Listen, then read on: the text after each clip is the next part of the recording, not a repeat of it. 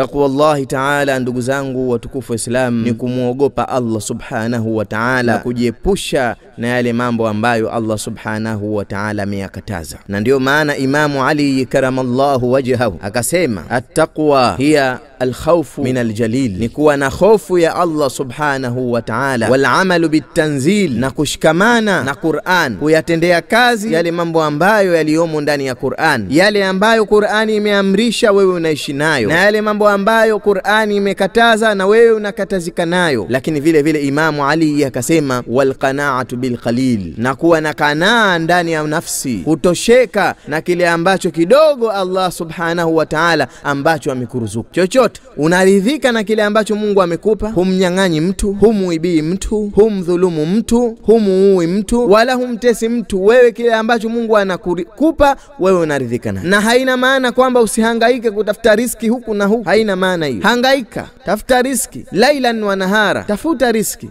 lakini kuwa na qinaa ya nafsi ambacho Mungu anakuruzuku, hiyo ndio taqwallah. Lakini vile vile Imamu Ali bin Abi Talib karramallahu wajhahu akaendelea, wal isti'dad bil yawmil rahil, mtu afanye maandalizi na siku nzito, siku ya akhira, siku ya kiyama. Fanya maandalizi, unajiandaa na siku hiyo, na kujiandaa kwake si kuweka pesa labda ukazihifadhi mahala, la, kujiandaa na siku hiyo ndugu zangu ni kumcha Allah kwa kufanya yale ambayo Mungu anayataka na kuwa mbali na yale ambayo Mungu ameyakataza. Ndio maana Mwenyezi Mungu akasema ndani ya suratul Hashr, ya ayyuhalladhina amanu ittaqullaha wal tanzur nafsum ma qaddamat lighad wattaqullaha innallaha khabirun bima ta'malun. Enyi mlioamini, ittaqullah, muogopeni Mwenyezi Mungu, mcheni Allah subhanahu wa ta'ala kwa kutekeleza yale aliyoamrisha na kujiepusha na yale aliyoacha. Wal tanzur nafsum ma qaddamat lighad, ijiangalie nafsi, ijitazame, ijihakiki na ijipekue nafsi ni mambo gani ambayo imetanguliza kwa ajili ya kesho akhira, imeandaa nini. Ndio hiyo istidad yaumi rahili ambayo amesema Ali bin Abi Talib. Umefanya nini kwa ajili ya kesho akhira? Wattaqullah, Mungu akakirejea tena kilma, mcheni Allah, ishini maisha yenu kwa kumtii yeye Mungu na kuwa mbali na yale mambo ambayo aliyoyakataza.